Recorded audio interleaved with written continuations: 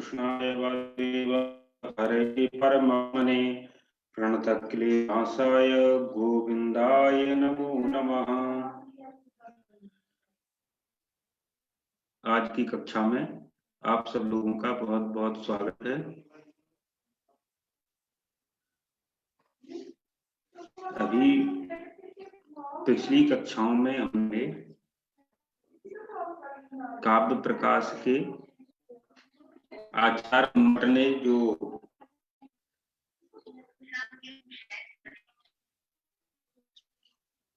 रस व्याख्या करी है, उस रस व्याख्या में 4 व्याख्याओं को किया है।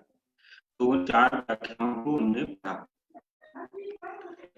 अब जो श्रृंगार इत्यादि जो रस हैं, रस के हम भेदों को पढ़ेंगे। अभी हमने रस पढ़ा कि रस क्या होता है। तो सामान्य रूप से जो रस है, जो आचार्य भरत ने नाट्य शास्त्र में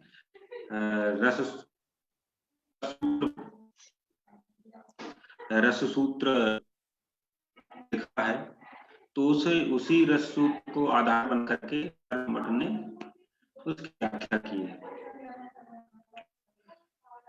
तो हमने रस को जाना, अब रस के हम विशेष भेदों को जानेंगे। तो उसी भेदों को आचार्य मम्मट कहते हैं। तद विशेषान आह श्रृंगार हास्य करुण रौद्र वीर भयानका बीभत्साद्भुत संज्ञौ चेत्यष्टौ नाट्ये रसा स्मृता। आचार्य मम्मट रस के भेद करते हैं। वही रस जो विभावानुभाव व्यभिचारी संयोगाद रस निष्पत्ति, जो ये आचार्य भरत मुनि ने रस सूत्र को परिभाषित किया था, तो वही रस जो है श्रृंगार आदि भेद से इसके 9 भेद करेंगे आचार्य मम्मट। श्रृंगार, हास्य, करुण, रौद्र, वीर, भयानक, बीभत्स, अद्भुत, ये तो 8 है। नाट्ये रसास्मृता, ऐसा इत्यष्टौ नाट्ये रसास्मृता, ऐसा आचार्य मम्मट कहते हैं। तो ये नाट्य में 8 रस कहे गए, और इसके अलावा भी आगे आचार्य मम्मट कहेंगे शांतोपि नवमो रसा, निर्वेद स्थायी भावस्ति शांतोपि नवमो रसा। तो शांत भी, क्योंकि जो निर्वेद है वो स्थायी भाव है, स्थायी भाव होने के कारण वो शांत रस भी है। तो इसलिए तो नाट्य में तो प्राचीन आचार्य हैं जो नाट्य में 8 ही रसों को मानते हैं कि नाट्य में 8 ही रस आवश्यक है, और जो शांत रस है उसकी नाट्य में आवश्यकता प्राचीन आचार्य नहीं मानते। परंतु आचार्य पंडितराज जगन्नाथ, उन्होंने रसगंगाधर में नाट्य में भी इसको तर्क सहित सिद्ध किया है कि नाट्य में भी शांत रस होता है।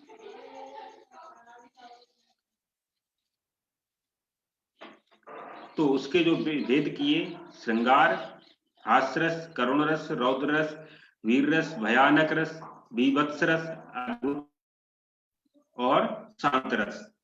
आगे बताएंगे शांत कैसे होता है। तो कहते हैं तत्र जो श्रृंगार, तो श्रृंगार रस है, तो श्रृंगार से 2 भेदों संभोग विप्रलंबश्च। तो श्रृंगार रस के 2 भेद होते हैं, संभोग श्रृंगार और विप्रलंब श्रृंगार।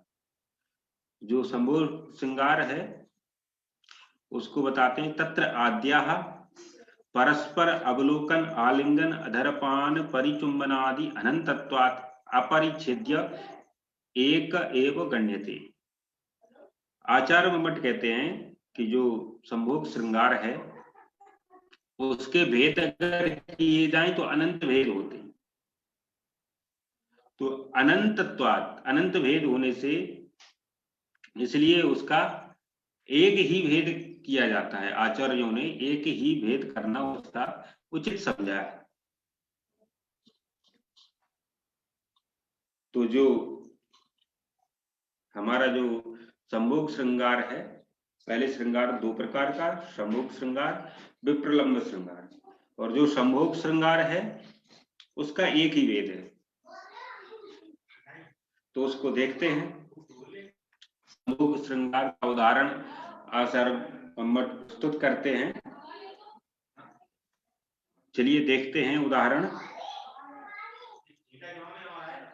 शून्यं वासगृहं विलोक्य शयनात् उत्थाय किंचित् शनैः निद्राव्याजमुपागतस्य शुचिरं निर्वण्यपत्युर्मुखं विश्रब्धं परिचुम्ब्य जातिपुलिकाम् आलोक्य गण्डस्थलीं लज्जानं प्रेयेण हसता बाला चुम्बिता, बालाचिरं चुम्बिता।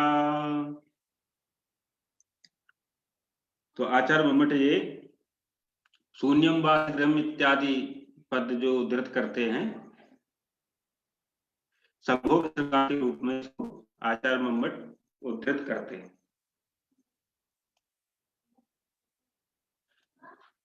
तो आचार्य मम्मट जी श्लोक को उद्धृत करते हैं।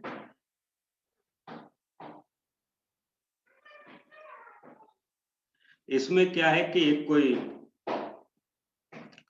पति पत्नी है, उनका थोड़ा कुछ बन बिगड़ हो जाती है, तो पति पत्नी दोनों एक ही सैया पे सो जाते हैं, करवट बदल के सो जाते हैं। अब जो पति है वो क्या है कि वो बहाना बना करके वो सोने का बहाना बनाता है और वो जागता हुआ रहता है, लेकिन वो अगर वो उसकी पत्नी देखे तो ऐसा लगे कि वो सो रहा है, लेकिन वो सोता नहीं है। ऐसा बहाना बना करके वो लेट जाता है। इधर उसकी पत्नी आती है, वो भी लेट जाती है। वो देखती है कि कोई नहीं है, शून्यम वासगृहं विलोक्य।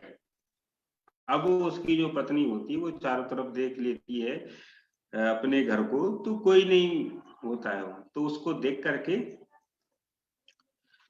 वो इधर उधर देख करके शयनात् उत्थाय किंचित् शनैः, थोड़े कुछ क्षण वो देखती है उठ करके, तो कोई नहीं दिखाई देता है।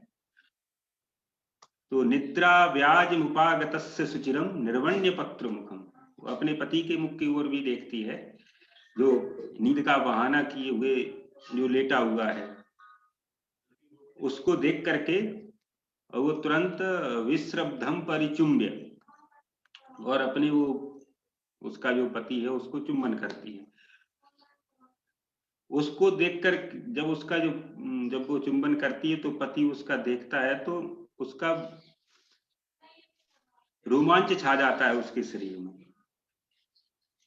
तो विश्रब्धम परिचुम्ब जात पुलकम आलोक्य गंडस्थलीम, तो जब वो देख लेती है कि वो पति का जो गाल है वो एकदम पूरा रोमांच से भर आता है, तो अब वो खुद इतनी लज्जित हो जाती है, नीचे को अपना मुंह कर लेती है।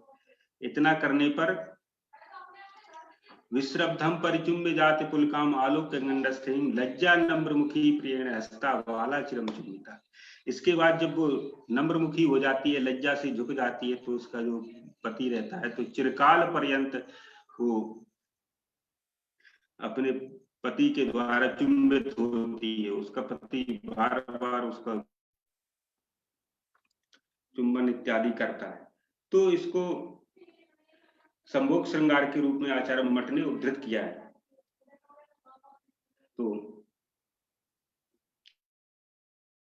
यहाँ पर जो है तो इसको हमें जो आचार्य भरतमुनि का जो सूत्र है उसको घटाना है। शून्यम वासगृहं विलोक्य शयनात्, यहाँ पर जब वो दोनों पति पत्नी जब लेटे हुए हैं सैया पे, तो दोनों जब लेटे हुए तो ये क्या है, तो ये विभाव है, ये दोनों विभाव है, पति पत्नी दोनों नायक नायिका। इसके बाद जो शून्य घर कैसा है, सूना है, शून्यम वास गृहम, ये जो है उद्दीपन विभाव, वन विभाव हुए, तो ये सूना घर है, कोई नहीं है, तो ऐसा ये है और जब वो अपने पति को चुम्बन करती है तो ये अनुभाव हो गया। जब वो पति का जो है रोमांचित हो जाती है तो यहाँ जो लज्जा है ये व्यभिचारी भाव है। तो यहाँ विभाव पति पत्नी और ये भाव उद्दीपन विभाव जो है घर का सूना होना और जो है चुंबन करना ये अनुभाव है और लज्जा व्यभिचारी भाव। तो विभाव अनुभाव व्यभिचारी संयोगात निष्पत्ति, इन सबका संयोग कहाँ हो रहा है, सबका संयोग व्यभिचारी। अब तीनों का विभाव अनुभाव व्यभिचारी का संयोग हो रहा है, संबंध बन रहा है रति स्थायी भाव से। रति स्थायी भाव कहाँ, वो सहृदय के हृदय में है। जो दर्शक लोग हैं, जब यही नाटक में दिखाई देता है, यही सारी क्रियाएं जो मैंने इस पद के द्वारा बताया गया, यही अगर नाटक में अगर हम देखें तो नाटक में जब दर्शक लोग देखते हैं तो दर्शक के हृदय में जो रति भाव है वो स्थिर रहता है, वो दर्शक के हृदय में रहता है। जब वो दर्शक इसको देखते हैं, एक नायक नायिका को ये सब देखते हैं उसमें सीरियल में, तो वो देख करके उनकी जो दर्शक के हृदय में है रति, तो वही जो रति है वो उनका रति स्थायी भाव बाहर निकल करके उसके स्थायी भाव से मिल जाता है, जो हम सीरियल में देखते हैं, नाटक में देखते हैं, उनके जब स्थायी भाव से मिलता है तो रस की निष्पत्ति होने लगती है सहृदयों को के द्वारा। तो हमें यही यहाँ श्लोक में ये भी घटा के देखना है कि कहाँ कौन सा विभाव है, कौन सा अनुभाव है, कौन सा व्यभिचारी भाव है, और जब तीनों का संयोग हो जाता है तो रस की निष्पत्ति होने लगती है। तो शून्यम वास गृहम विलोक शयनाद उत्थाय किंचित क्षणै निद्रा व्याजमुपागतस्य सुचिरम निर्वण्य पत्युर्मुखम विश्रब्धम परिचुम्बे जाते पुलकाम आलोक्य गंडस्थलीम लज्जा नम्रमुखी प्रियेण हसता वालाचिरम चुंबिता। तो इसमें जो आलंबन विभाव है वो नायक नायिका है, दोनों लेटे हुए हैं, और जो घर का सूना होना, सूनम शून्यम वास गृहम, ये उद्दीपन विभाव हो गया, और परिचुंबन इत्यादि ये अनुभाव हो गया, और लज्जा व्यभिचारी भाव। इन तीनों का जब सम्मिलन होता है रति स्थायी भाव से, तो रस की निष्पत्ति होने लगती है सहृदयों के हृदय में। और इसको भी उद्धृत करते हैं, त्वं मुग्धाक्षि विनैव कंचुलिकया दक्षे मनोहारिणी लक्ष्मीं इत्यविधायिनी प्रियतमे तद्वीटिका संस्पृशि सय्योपान्त निविष्ट स्मित सत्रुत्सानन्दो निर्यातः सनकैरलीक वचनो पन्यासमाली जनः। आचार्य भट्ट इसको संभोग श्रृंगार के रूप में उद्धृत करते हैं।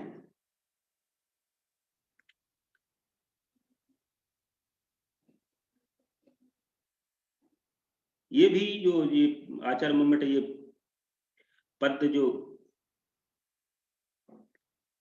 उद्धृत करते हैं, कोई नायक है, वो अपनी उसकी नायिका भी पास में है और नायिका की जो सखियां हैं वो भी उसके पास में बैठी हुई हैं, तो वो नायक अपनी नायिका से कहता है, हे मुग्धाक्षी, हे मुग्धे, तुम विनैव कंचुलिकया मनोहारिणी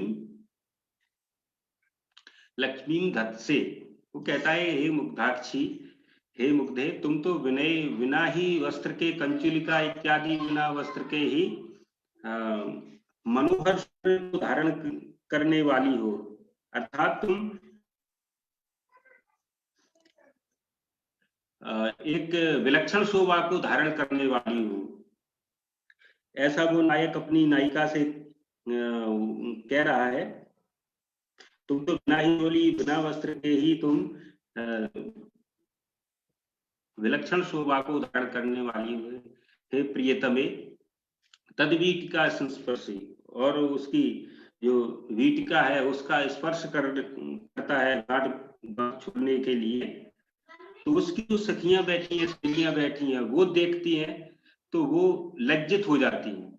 सह्योपांत निविष्ट सस्मित सखी नेत्रोत्सवानंदित, तो उसकी जो बैठी है उसकी सैया पर, सैया के पास में जो बैठी हैं, तो वो सखियां जब लज्जित हो जाती हैं तो अपने आप ही खुद झूठ मूठ बना करके, बात बना करके वहां से निकलने लगती हैं। निर्याता कई रली के वचनों कन्या समानी लेना, वो सखियां हैं वो सब उसकी निकलने लगती हैं। तो यहाँ भी हमें तो देखा कि यहाँ भी हमें सूत्र को हटाना है, विभावा भाव विचार संयोगा रस निष्पत्ति। तो यहाँ पे जो नायक नायिका दोनों हैं ये तो आलम्बन विभाव हो जाते हैं,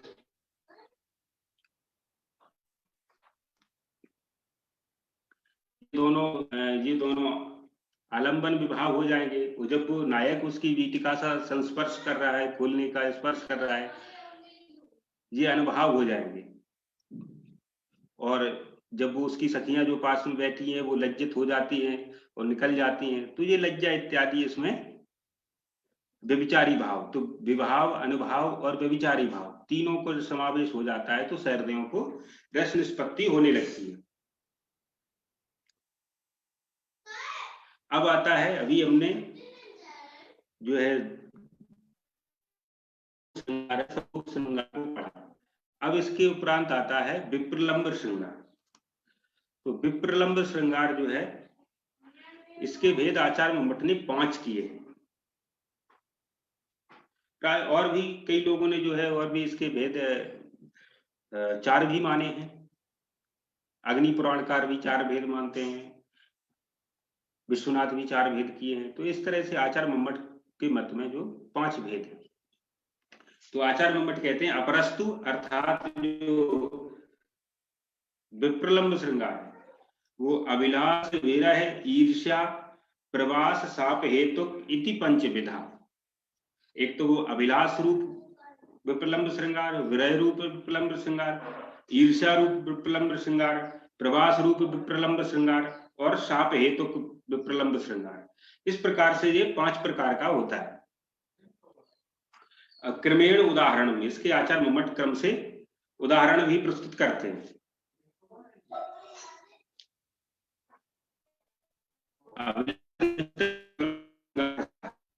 इसका तो सर्वप्रथम हम जानते हैं कि अभिलाष क्या होता है। तो पूर्व राग मात्रम अभिलाषा, पूर्व राग, पूर्व राग को अभिलाष कहा है बालबोधनी टीकाकार ने। काव्य प्रकाश की जो बालबोधनी टीका है, उन्होंने पूर्व राग को अभिलाष नाम से अभिहित किया है। पूर्व राग जब हम किसी के बारे में जान लेते हैं, उसका हमें उससे प्रेम हो जाता है किसी से। तो जब किसी के बारे में कोई किसी के बारे में सुन करके उसकी बारे में कई लोगों से जब सुनता है कि वो ऐसा है, वो अच्छा है, तो उसको ऐसे सुन करके तो उसको जो नायक के हृदय में नायिका के प्रति जो प्रेम हो जाता है पहले ही, जब वो मिलते नहीं है एक दूसरे से, उसके पहले ही किसी से सुन करके उसके हृदय में प्रेम हो जाता है, उसका जो है तो ये अभिलाष होता है। उसी का उदाहरण आचार्य मम्मट प्रस्तुत करते हैं। तो यही मालती माधवम जो है काव्य उसका है, ये भावगीति का ये नाटक है, उसका उदाहरण प्रस्तुत करते हैं। तो उसमें माधव है, तो माधव नायक रहता है और मालती है वो नायिका। तो मालती के बारे में जब माधव कई लोगों से सुनता है तो उससे प्रेम करने लगता है। तो उसका ही आचार्य मम्मट उद्धृत करते हैं श्लोक। चलिए इसको देखते हैं उदाहरण को। प्रेमार्द्राः प्रणय स्पृशाः परिचयाद उद्गाढ़ रागोदयाः तास्ता मुग्ध दृशो निसर्ग मधुराश्चेष्टा भवेयुर्मयि याश्वन्तः कर्णस्य वाहि कर्ण व्यापार रोधी क्षणात् आशंसा परिकल्पितास्वपि भवत्यानंद सांद्रो लया।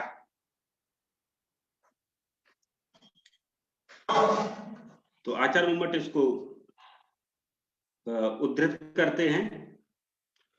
तो जो माधव है, तो माधव अब वो सारी जब उससे प्रेम करने लगता है तो उसको माधव उन सब अपनी बातों को प्रकट कर रहा है, अपने प्रेम को प्रकट कर रहा है। माधव उसके बारे में सोचता है, मालती के बारे में।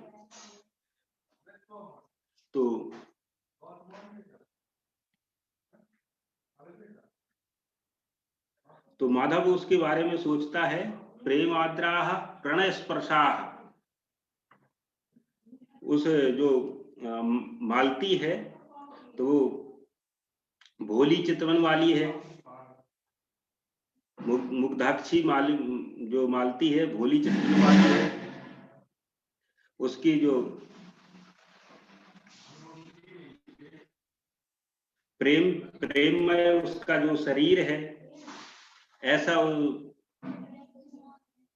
प्रणय से भरे परिचय के कारण प्रगाढ़ अनुराग से उसकी भरी हुई वे उसकी स्वभाव हैं, हाव भाव हैं, उसकी जो उसकी स्वभावता निसर्ग मधुरा चेष्टा, जो उसकी निसर्ग स्वभावता उसकी मधुर चेष्टाएं हैं, वो मई भवेयुर, वो सारी मेरी हो जाए। अर्थात उसके जो श्रृंगार की जो हाव भाव चेष्टाएं हैं, वो सारी वो चेष्टाएं उस मालती की मेरे प्रति हो गई, ऐसा वो सोच रहा है। तो यासु अंतःकरणस्य बाह्यकरण व्यापार रोधी क्षणात् आशंसा परिकल्पितास्वपि भवत्यानंद सांद्रो लया।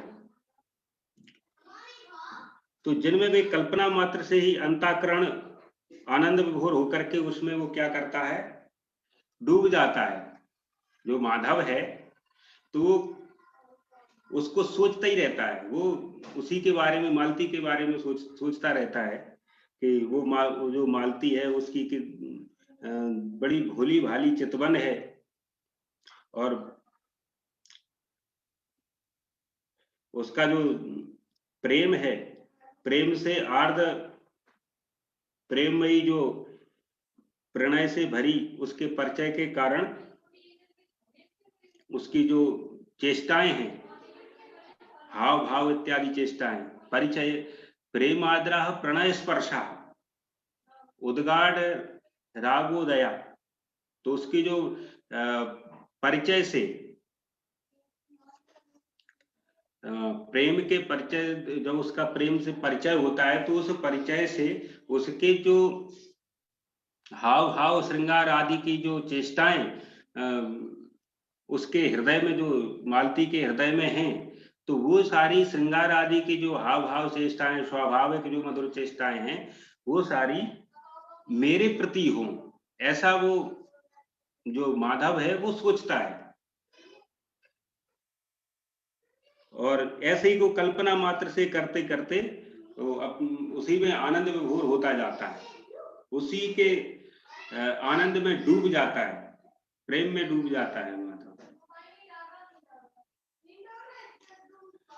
तो ये जो था, ये श्रृंगार का है। इसमें क्या है कि जब वो नायक और नायिका मालती और माधव दोनों का जब हम नाटक देखते हैं सीरियल पर, जब हमें दिखाई देता है तो माधव और मालती ये तो नायक नायिका हैं, ये आलम्बन विवाह हो जाएंगे। और वो ये सोच रहा है, वो उसके मन में जो ये उठ रही है कि ये सारी क्रियाएं हैं, हाव भाव की निसर्ग मधुर चेष्टाएं हैं, ये सारी चेष्टाएं मेरे प्रति हो गई, ये सोच रहा है माधव। तो ये जो माधव सोच रहा है ये अनुभव हो जाएंगे।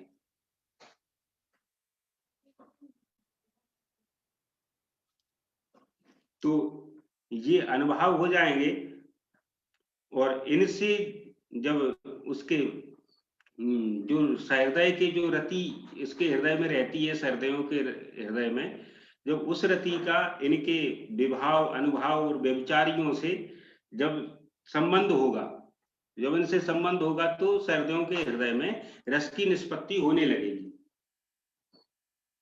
तो ये जो अभिलाष निमित्तक जो था श्रृंगार रस का, विप्रलंब श्रृंगार रस,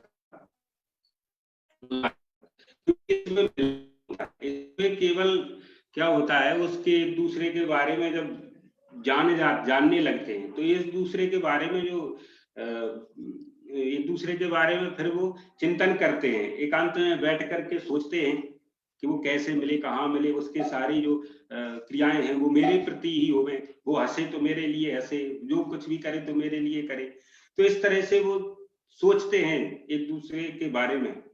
तो वही जो है माधव है, तो वो भी माधव सोच रहा है, लेकिन तो ये भी विप्रलंब की कोटि में आता है, क्योंकि यहाँ मिलन तो होता नहीं, इसलिए ये अभिलाष निमित्तक विप्रलंब श्रृंगार इसको कहते हैं।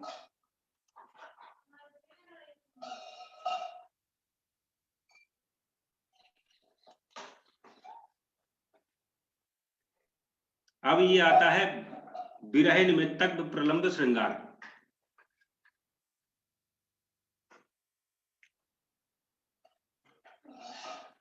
अन्यत्र व्रजतीति का खलु कथा नाप्यस्य तादृक् सुहृत्, यो मां नेच्छति नागतश्च हः कोयं विधे प्रक्रमः, इत्यल्पेतर कल्पना कलिवत्, इत्यल्पेतर कल्पना कवलितस्वान्तानिशान्तान्तरे वालावृत्त विवर्तनव्यतिकरा नाप्नोति निद्रां निशि। ये जो आचार्य मम्मट पद प्रस्तुत करते हैं, आचार्य मम्मट ने इसे विरह निमित्तक विप्रलंब श्रृंगार के रूप में उद्धृत किया है। तो इसमें क्या है कि कोई नायिका है, तो वो अपना उसका जो पति है, पति कहीं चला जाता है और जो है वो समय पे वो पति नहीं आता है, रोज तो वो आ जाता है, लेकिन आज वो देख रही है कि वो आज नहीं आया। तो आज जब वो नहीं आया तो उसके मन में बहुत सारी बातें चलने लगती हैं, तब बहुत प्रकार की बातें चलने लगती हैं। जैसे हम इसको लौकिक उदाहरण के रूप में भी समझ सकते हैं कि कोई नए जिनका नया नया विवाह हुआ है, नई शादी हुई है और वो कहीं बाहर रहते हैं, और जब उसका पति कहीं ड्यूटी पर जाता है और वो समय पे ना आए, रोज समय पे आ जाता है और वो किसी दिन एक दिन सब समय पे नहीं आए, तो उसकी पत्नी बार बार उसका फोन करती है, अगर फोन भी नहीं लगे उसका तो वो बड़ी परेशान हो जाती है। तो कहने का मतलब है कि आचार्य मम्मट उसको उद्धृत करते हैं विरह निमित्त, क्योंकि वो जब टाइम पे नहीं आया तो उसको विरह ही हो रहा है। तो वो कह रही थी, वो अपने सोच रही है, कह रही है अन्यत्र व्रजतीति का खलु कथा, कि वो अन्यत्र कहीं चले जाएंगे, तो अन्यत्र तो वो जा नहीं सकते हैं कहीं, अन्यत्र व्रजतीति का खलु कथा नाप्यस्य तादृक् सुहृत्। वो कहती है कि अन्यत्र अगर ये चले जाएं तो ऐसा कोई संभव नहीं है कि वो अंदर अन्यत्र कहीं जा नहीं सकते हैं, अर्थात वो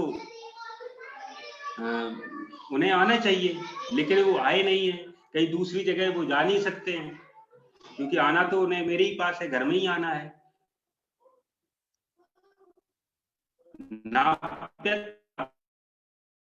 उनका ऐसा कोई मित्र भी नहीं है कि जहां वो चले जाएं।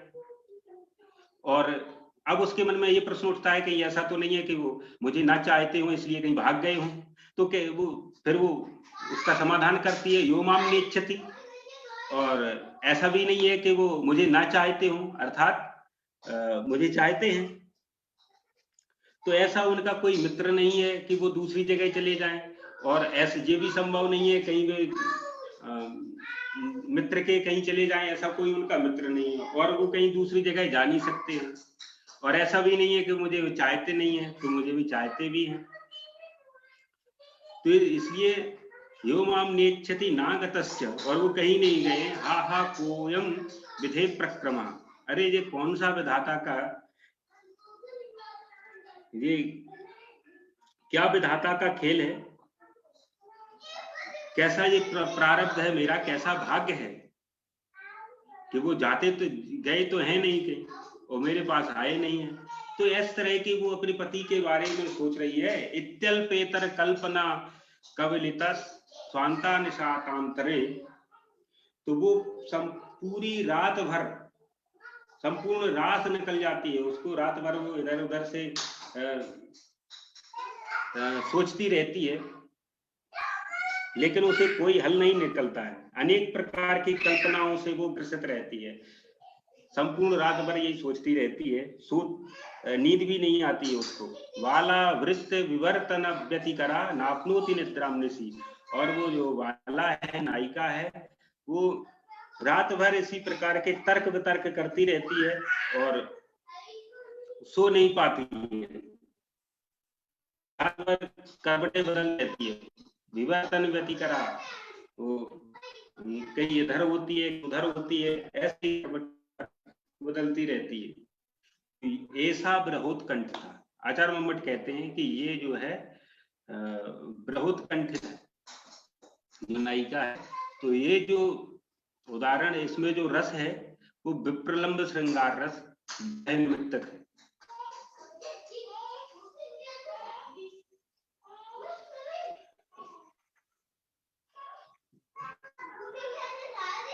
तो यहाँ जो है देखते हैं, यहाँ पे जो नायक और नायिका है, तो ये तो हो गए आलंबन विभाव। ये इसके आलंबन विभाव हो जाएंगे, और उसके आया नहीं है नायक, अनागम है, तो ये उसका हो जाएगा उद्दीपन विभाव, क्योंकि यही रस को उद्दीप्त कर रहा है। अगर नायक आ जाता तो श्रृंगार रस में बदल जाता, ना आना ही उसका ये विरह को उद्दीप्त कर रहा है, तो उसका ना आना ही ये उद्दीपन विभाव है। और इधर के जो करवटें बदल रही है, रात भर करवटें कहीं इधर कर रही है कहीं उधर कर रही है, तो ये उसके शरीर में क्रियाएं हो रही है, तो ये अनुभव है, ये कार्य है, तो ये अनुभव है। और उसको जो चिंता हो रही है, ये है व्यभिचारी भाव।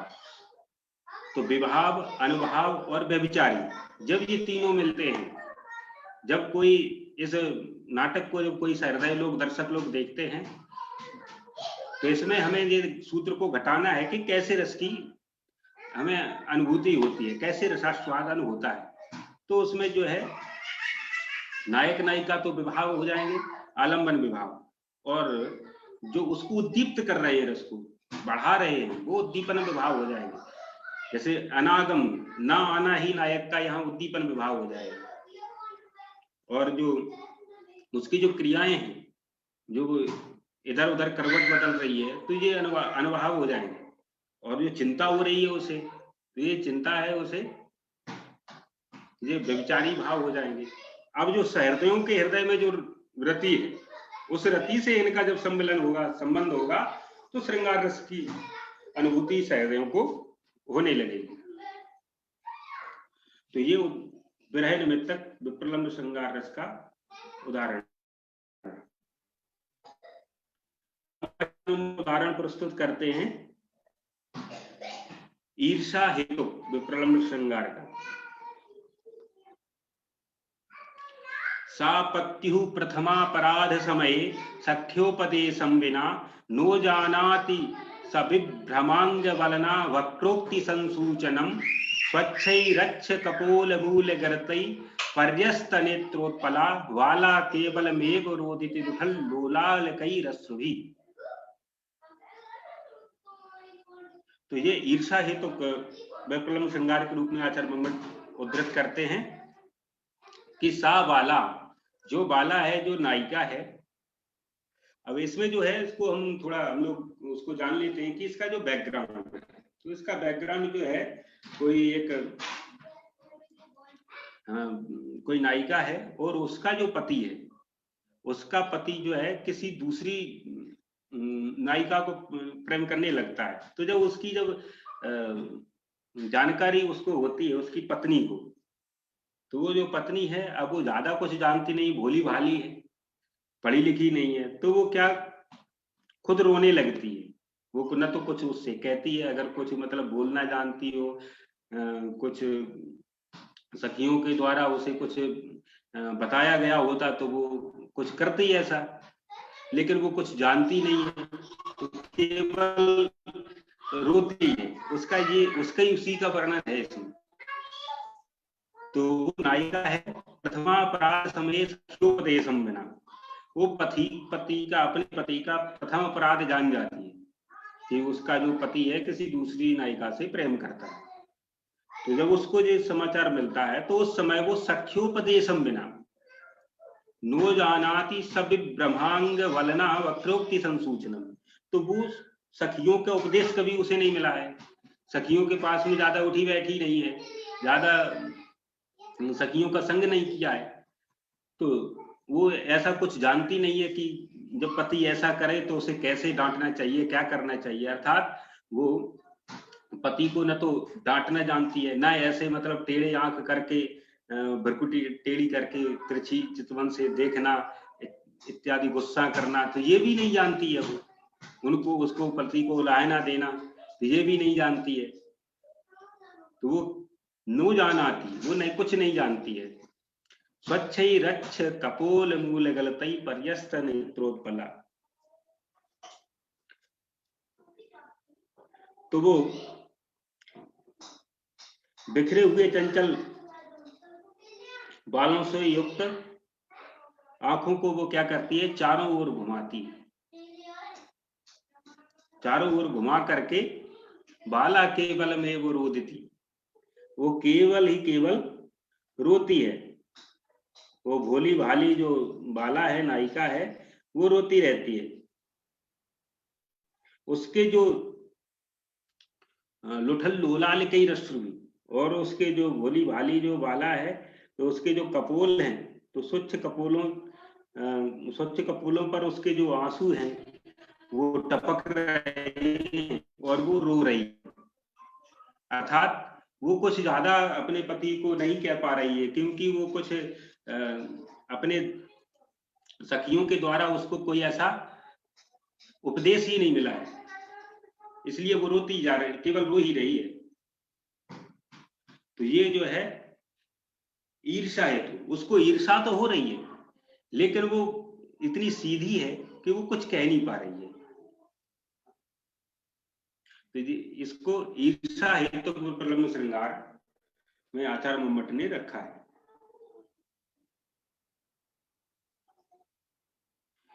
अब अगला है जो प्रवास है तो प्रलम्ब श्रृंगार। ये जो पद्य उद्धृत करते हैं आचार्य मम्मट, प्रवास के समय जब कोई नवविवाहित कोई जुड़ा है, उसका जो पति है वो परदेश गमन जब करता है, परदेश को जाने लगता है, उस समय की जो कहानी है, तो उसी कहानी को इस पद्य के रूप में उद्धृत किया है। प्रस्थानम बलैकृतं प्रिय सखैरस्रैरजस्रं गतं धृत्यानाक्षणमाशितं विवसितं चित्तेन गन्तुं पुरः यातुं निश्चित चेतसी प्रियतमे सर्वे गन्तव्ये सति जीवति प्रिय सुहृद सार्था किमु त्यज्यते। तो जब उसका जो नवविवाहित जो जोड़ा है और उसका जो पति जाने लगता है, कहीं बाहर जाने लगता है, तो उसे जाते समय तो उसका वर्णन है। तो वो कह रही है कि जब उसका पति जा रहा है तो कह रही है प्रस्थानम बलईकृतम, अपने प्राणों से कह रही है कि हे प्राणों, तुम क्यों नहीं निकल रहे हो इस शरीर से, क्योंकि इस शरीर से प्रस्थानम बलईकृतम, जो चूड़ा था वो भी प्रस्थान कर गया है, वो भी निकल गया है इस शरीर से। जो कंकण उसने पहन रखा था वो कंकण भी उसका निकल गया। तो वो कह रही है प्रस्थानम बलईकृतम, जो कंकण था वो भी निकल गया। प्रिय सखई रसेजस्रम गतम, तो जब प्रिय जो उनका जो प्रिय है, प्रियतम उसका जब चला गया तो प्रियतम के साथ में तो जो चूड़ा जो कंकण था तो वो भी चला गया, उसने भी प्रस्थान कर लिया। और जो प्रियतम के जो मित्र थे, जो हमारे प्रियतम के, हमारे पति के जो मित्र थे आंसू, तो वो आंसू भी चले गए इस शरीर से, आंसू भी इस शरीर को छोड़ रहे हैं, वो भी निकल रहे हैं। और धृत्या न क्षणमाशितम व्यवसितम, और जो धृति है अर्थात जो धैर्य है, तो धैर्य भी बिल्कुल नहीं रह रहा है, धैर्य भी बिल्कुल छोड़ रहा है। धृत्या न क्षणमाशितम, धृत्य भी, धैर्य भी क्षण भर के लिए भी नहीं रुक रहा है, धैर्य भी निकल रहा है इस शरीर से। और चित्तेन गंतुम पुरा, और जो चित्त है, और चित्त तो पहले ही चला गया, पति के साथ में ही चला गया मेरा चित्त। या तुम निश्चित चेतसी प्रियतमे सर्वे समम प्रस्थिता,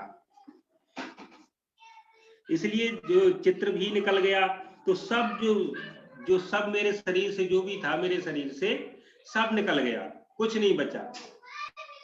तो गंतव्ये सती जीवती प्रिय सुहृद सार्था किमुत्यज्यते, जब मेरे पति चले गए हैं तो हे प्राणों, मेरे पति के जाने पर जब मेरे शरीर से सब कुछ चला जा रहा है तो तुम क्यों बचे हो, तुम भी, अर्थात तुम भी छोड़ दो इस शरीर को, तुम भी निकल जाओ पति के साथ में। तो इसमें जो वर्णन किया गया है, विरह का वर्णन किया गया है, जो पति पत्नी है उनकी नई नई शादी होती है, जब पति जाने लगता है वैसी दशा का वर्णन किया गया है। अर्थात वो पति के जाने से इतनी दुखी है, और जब इसी को जब श्रवण करते हैं दर्शक लोग, देखते हैं, तो दर्शक लोगों को श्रृंगार रस की अनुभूति होती है, श्रृंगार रस में सराबोर हो जाते हैं।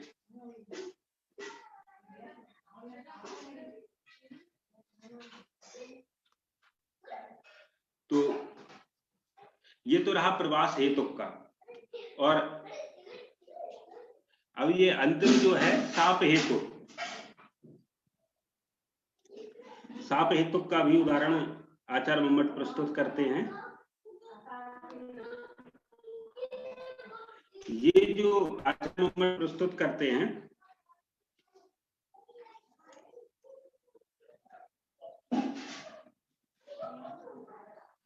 वामालिख्य प्रणय कुपिताम धातु रागै शिलायाम आत्मानं ते चरण पतितम यावदिच्छामि कर्तुम आश्रयस्तावन् मुहुरुपचितै दृष्टिरालुप्यते मे क्रूरस्तस्मिन्नपि न सहते संगमं नौ कृतान्तः।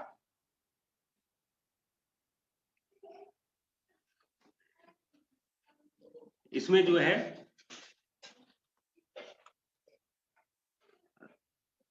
जो कुबेर हैं, कुबेर ने जो शाप दिया था यक्ष को, तो वो यक्ष को दिया था कि तुम जाओ, एक वर्ष का जो शाप दिया था उसको, एक वर्ष पृथ्वी पर रहो।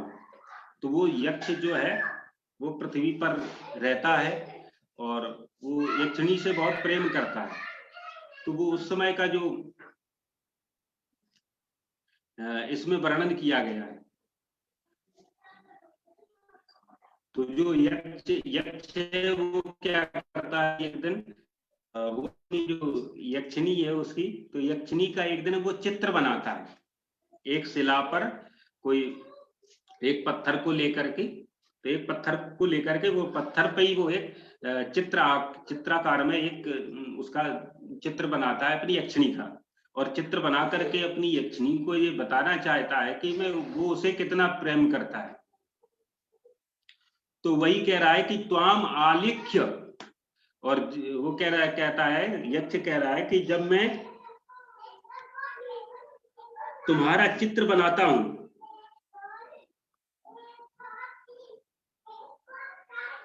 हे प्रिय, जब मैं तुम्हारा चित्र बनाता हूं, त्वाम आलिख्य प्रणय कुपिताम धातु रागैः सलायाम,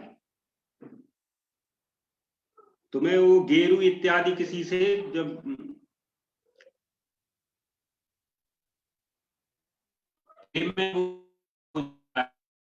क्या करता है, पत्थर पर गेरू लेकर के वो उसका चित्र बनाने लगता है, और चित्र बना करके वो क्या करना चाहता है, आत्मानम ते चरण पतितम यावद इच्छामि कर्तुम, तो वो अपने आप को उस यक्षिणी के चरणों में गिराना चाहता है, अर्थात उनके चरणों में गिरना चाहता है।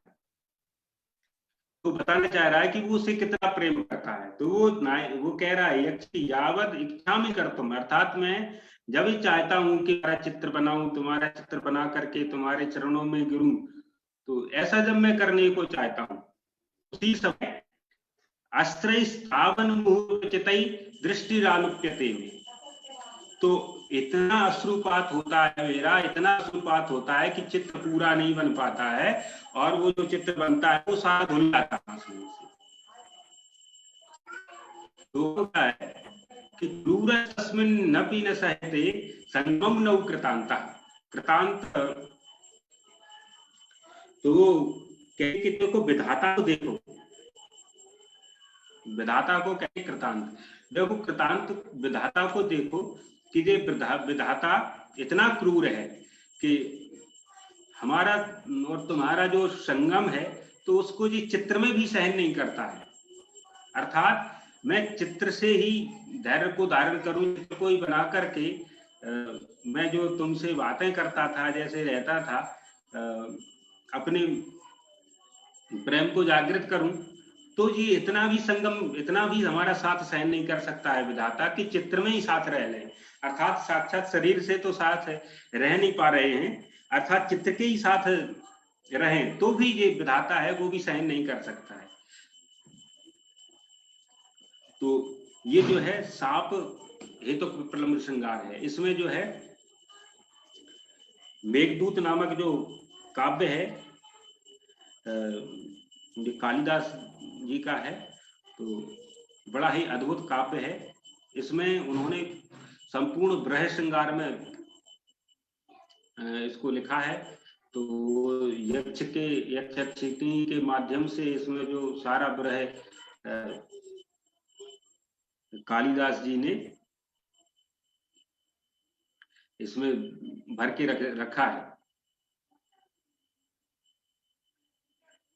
तो ये आचार्य मम्मट ने वहां से इसको उद्धृत किया है। तो इस तरह से जो आज हमने श्रृंगार रस के दो भेद, संभोग श्रृंगार और प्रलंब श्रृंगार, तो संभोग श्रृंगार एक ही भेद होता है उसका, और प्रलंब के 5 भेद पड़े। और समय भी हो रहा है, आज कक्षा को यही विश्राम देते हैं। आप लोगों की जो कुछ जिज्ञासा हो तो आप लोग कुछ पूछ सकते हैं।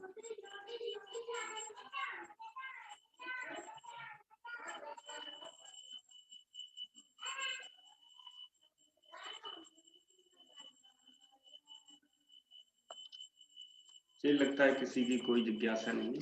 चलिए तो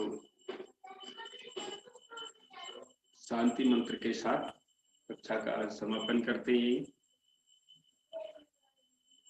ओम सर्वे भवन्तु सुखिनः, सर्वे सन्तु निरामयाः, सर्वे भद्राणि पश्यन्तु, मा कश्चित् दुःखभाग् भवेत्। ओम शांति शांति शांति। सर्वेभ्यो धन्यवाद।